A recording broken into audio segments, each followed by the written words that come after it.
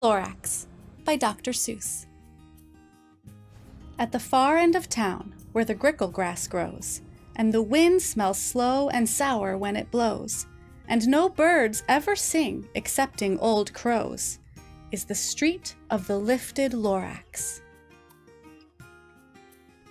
And deep in the grickle grass, some people say, if you look deep enough, you can still see today where the Lorax once stood, just as long as it could, before somebody lifted the Lorax away. What was the Lorax, and why was it there? And why was it lifted and taken somewhere, from the far end of town where the grickle grass grows? The old Once-ler still lives here. Ask him. He knows. You won't see the Once-ler. Don't knock at his door. He stays in his lurkum on top of his store. He lurks in his lurkum, cold under the roof, where he makes his own clothes out of miff-muffered moof. And on special dank midnights in August he peeks out of the shutters, and sometimes he speaks and tells how the Lorax was lifted away. He'll tell you, perhaps, if you're willing to pay. On the end of a rope, he lets down a tin pail, and you have to toss in 15 cents and a nail, and the shell of a great, great, great grandfather snail. Then he pulls up the pail, makes a most careful count, to see if you've paid him the proper amount. Then he hides what you paid him away in his snuv, his secret strange hole in his grovulous glove. Then he grunts, I will call you by whisper-mophone, for the secrets I tell are for your ears alone. Slop! Down slops the whisper-mophone to your ear, and the old Once-ler's whispers are not very clear, since they have to come down through a snurgly hose, and he sounds as if he had smallish bees up his nose. Now I'll tell you, he says, with his teeth sounding gray, how the Lorax got lifted and taken away. It all started way back, such a long, long time back. Way back in the days when the grass was still green, and the pond was still wet, and the clouds were still clean, and the song of the swami swans rang out in space, one morning I came to this glorious place.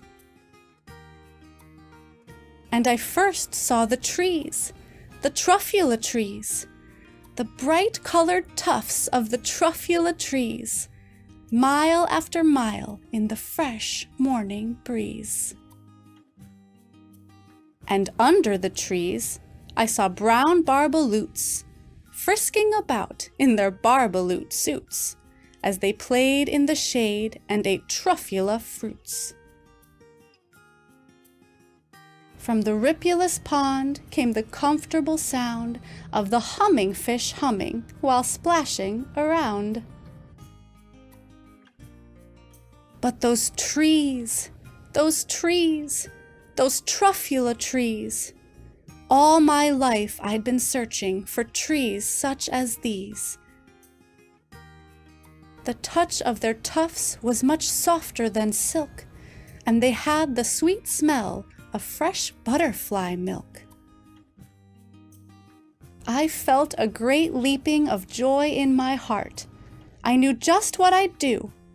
I unloaded my cart. In no time at all, I had built a small shop. Then I chopped down a Truffula tree with one chop, and with great skillful skill, and with great speedy speed, I took the soft tuft, and I knitted a thneed. The instant I'd finished, I heard a gazump. I looked. I saw something pop out of the stump of the tree I'd chopped down. It was sort of a man. Describe him? That's hard. I don't know if I can. He was shortish, and oldish, and brownish, and mossy. And he spoke with a voice that was sharpish and bossy. "Mister," he said with a sawdusty sneeze, "I am the Lorax. I speak for the trees." I speak for the trees have no tongues, and I'm asking you, sir, at the top of my lungs. He was very upset as he shouted and puffed. "What's that thing you've made out of my Truffula tuft?" "Look, Lorax," I said, "there's no cause for alarm. I chopped just one tree. I am doing no harm. I'm being quite useful. This thing is a thneed. A thneed's a fine something that all people need. It's a shirt. It's a sock. It's a glove. It's a hat. But it has other uses. Yes, far beyond that. You can use it for carpets, for pillows, for sheets, or curtains, or covers for bicycle seats." The Lorax said, "Sir, you are crazy with greed. There is no one on earth who would buy that fool thneed." But the very next minute, I proved he was wrong. For just at that minute, a chap came along, and he thought that the thneed I had knitted was great. He happily bought it for $3.98. I laughed at the Lorax. "You poor stupid guy. You never can tell what some people will buy." "I repeat," cried the Lorax, "I speak for the trees." "I'm busy," I told him. "Shut up, if you please."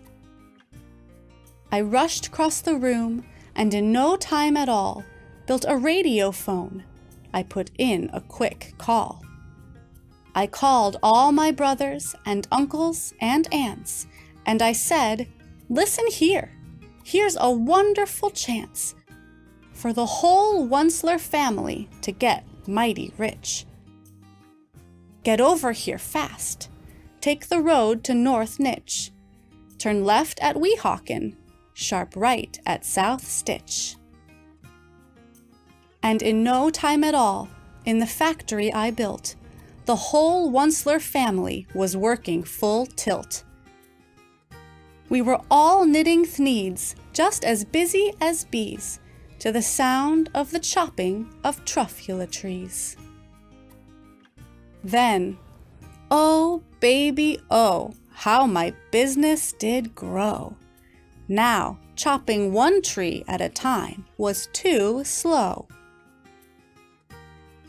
So I quickly invented my super axe hacker, which whacked off 4 Truffula trees at one smacker. We were making thneeds 4 times as fast as before.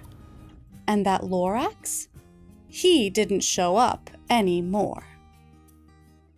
But the next week, he knocked on my new office door. He snapped, "I'm the Lorax who speaks for the trees which you seem to be chopping as fast as you please. But I'm also in charge of the brown barbaloots who played in the shade in their barbaloot suits and happily lived eating Truffula fruits. Now, thanks to your hacking my trees to the ground, there's not enough Truffula fruit to go round, and my poor barbaloots are all getting the crummies because they have gas and no food in their tummies. They loved living here, but I can't let them stay. They'll have to find food, and I hope that they may. Good luck, boys, he cried, and he sent them away. I, the Once-ler, felt sad as I watched them all go. But business is business, and business must grow, regardless of crummies in tummies, you know.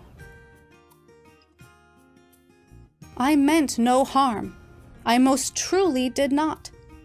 But I had to grow bigger, so bigger I got. I biggered my factory, I biggered my roads. I biggered my wagons, I biggered the loads of the thneeds I shipped out. I was shipping them forth to the south, to the east, to the west, to the north. I went right on biggering, selling more thneeds, and I biggered my money, which everyone needs. Then again he came back. I was fixing some pipes when that old nuisance Lorax came back with more gripes. I am the Lorax, he coughed and he whiffed. He sneezed and he snuffled. He snargled, he sniffed. Once-ler, he cried with a cruffulous croak. Once-ler, you're making such smogulous smoke. My poor swami swans, why they can't sing a note. No one can sing who has smog in his throat. And so, said the Lorax, please pardon my cough. They cannot live here, so I'm sending them off. Where will they go? I don't hopefully know. They may have to fly for a month or a year to escape from the smog you've smogged up around here. What's more, snapped the Lorax, his dander was up. Let me say a few words about gluppity-glup. Your machinery chugs on day and night without stop, making gluppity-glup, also sloppity-slop. And what do you do with this leftover goo? I'll show you, you dirty old Once-ler man, you. You're glumping the pond where the humming fish hummed. No more can they hum, for their gills are all gummed. So I'm sending them off. Oh, their future is dreary. They'll walk on their fins and get woefully weary in search of some water that isn't so smeary. And then I got mad. I got terribly mad. I yelled at the Lorax, "Now listen here, Dad. All you do is yap yap and say bad, bad, bad, bad. Well, I have my rights, sir, and I'm telling you, I intend to go on doing just what I do. And for your information, you Lorax, I'm figuring on biggering, and biggering, and biggering, and biggering, turning more Truffula trees into thneeds, which everyone needs." And at that very moment, we heard a loud whack. From outside in the fields came a sickening smack of an axe on a tree. Then we heard the tree fall, the very last Truffula tree of them all. No more trees, no more thneeds, no more work to be done. So, in no time, my uncles and aunts, every one, all waved me goodbye. They jumped into my cars and drove away under the smoke-smuggered stars. Now all that was left 'neath the bad-smelling sky was my big, empty factory, the Lorax, and I. The Lorax said nothing, just gave me a glance, just gave me a very sad sad, backward glance, as he lifted himself by the seat of his pants. And I'll never forget the grim look on his face when he heisted himself and took leave of this place through a hole in the smog without leaving a trace. And all that the Lorax left here in this mess was a small pile of rocks with the one word, unless. Whatever that meant, well, I just couldn't guess. That was long, long ago, but each day since that day, I've sat here and worried away. Through the years, while my buildings have fallen apart, I've worried about it with all of my heart. But now, says the Once-ler, now that you're here, the word of the Lorax seems perfectly clear. Unless someone like you cares a whole awful lot, nothing is going to get better. It's not. So, catch, calls the Once-ler. He lets something fall. It's a Truffula seed. It's the last one of all.